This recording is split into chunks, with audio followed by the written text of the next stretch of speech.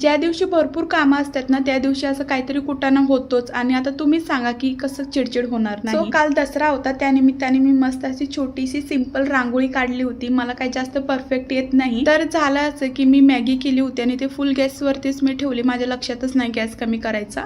So मी आज पुरणपोळी ना करता पुरी भाजी करणार होते, कारण ह्यांना आवडत नाही पुरणपोळी आणि मला पण आवडत नाही।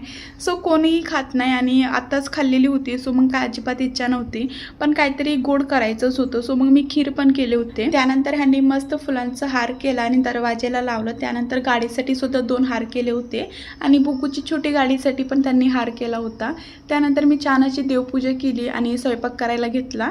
आणि हे तूप ना माझी मम्मीने दिले, घरचं केलेलं तूप आहे आणि इतकं छान वास येत होता ना, मला तर घरचं तूप खूप जास्त आवडतं। तर पुरी ना मी गव्हाच्या पिठाचेच करते आणि तेल लावून करत नाही, पीठ लावूनच करते आणि खूप छान झाले होते, तेल अजिबात राहत नाही आणि देवाला सुद्धा मी सोनं ठेवलं।